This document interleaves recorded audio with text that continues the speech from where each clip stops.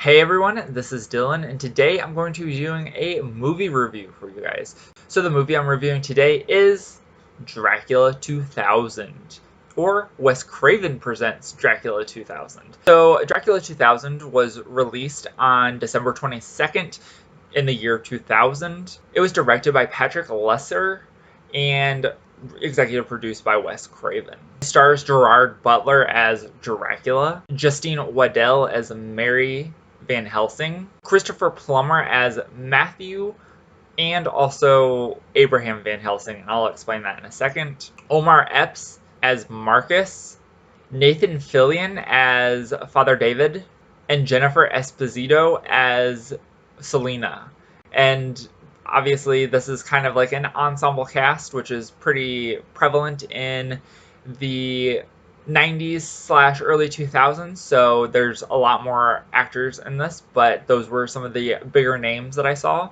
This movie had a budget of $54 million, and at the box office it made $47.1 million. So it fell short of even breaking even, so that was already not good for it.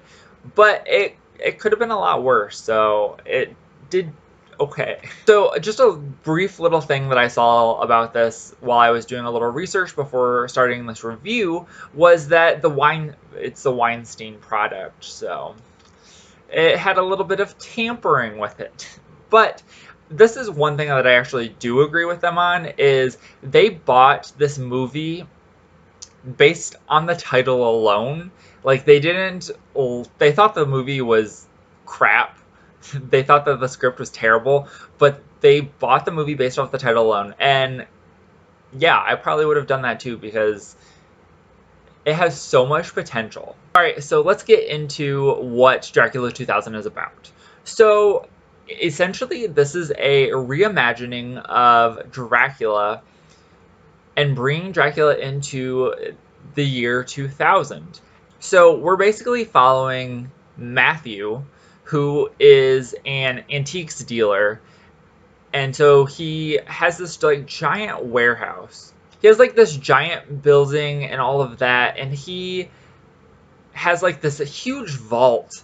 And so his assistant, or one of his assistants, has decided that they are going to pull off a heist with this vault. They're gonna basically steal the antiques and treasure and stuff. They're like, who has a vault and doesn't have like treasure or anything like that in it? And so they're going down and they find a coffin in the bottom of this vault. They steal the coffin, and while they're flying, they open this coffin up, and in it is Dracula. And so we find out that Matthew is actually Abraham Van Helsing, and he has captured Dracula, and has been holding him in this vault until he can find a way to kill him outright. And we find out that he has been using leeches to put on Dracula to suck Dracula's blood out, and then he takes the leeches and then takes a syringe, takes the blood out of the leeches, and then injects it into himself so that he can, in some sense, have a bit of immortality, so he can wait until he can find this way to kill Dracula before he actually dies. And there's also like this plot where Dracula wants to find Abraham Van Helsing's daughter, and it was a little muddled what was going on with that.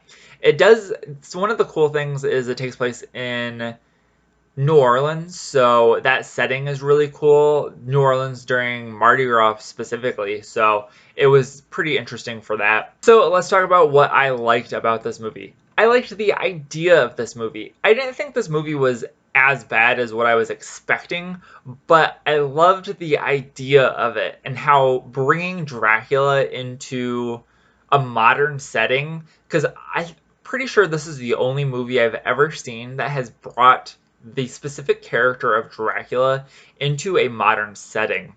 Most of them are period pieces where Dracula is in the like 1800s or things like that. So I liked bringing Dracula into a modern setting, and I think that they could do a really cool remake with this movie, but it would definitely need to have a like significantly better script. I think the script is really where it went wrong. So let's talk about what I don't like. The acting was a little so-so. There were some cool visuals, but overall it was just kind of boring, I would say. A lot of these characters are hardly in the movie. Like Omar Epps is right here, and he's literally the closest person on this side, and he's hardly in the movie. And I'm like, oh, that's kind of weird, but he's in it, and so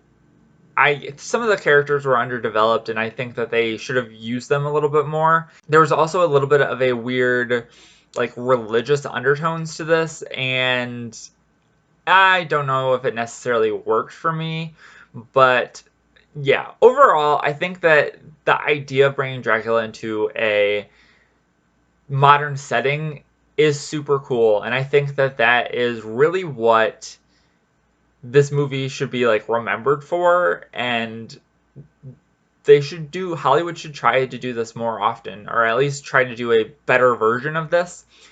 But let's now talk about what other people thought of this movie. So this movie has a 2.1 out of 5 on Letterboxd, has a 17% critic score on Rotten Tomatoes, and a 39% audience score. Even though this movie did not do well in the box office, it had 2 direct-to-video sequels. The first one was Ascension, and the second one was Legacy. I have not seen either of those, but I can just assume that they probably aren't very good. But the same director comes back and directs all of them, so there's at least a little bit of continuity there. So that is it for this video. I hope you guys enjoyed. Thank you guys for watching, and remember, if you're not already subscribed and you'd like to be, please hit that subscribe button down below and give this video a like if you liked it. Let me know what you think about Dracula 2000, if you've watched it, if you think that the idea is cool like I do, or anything else like that. But I hope you guys have a great day. Bye.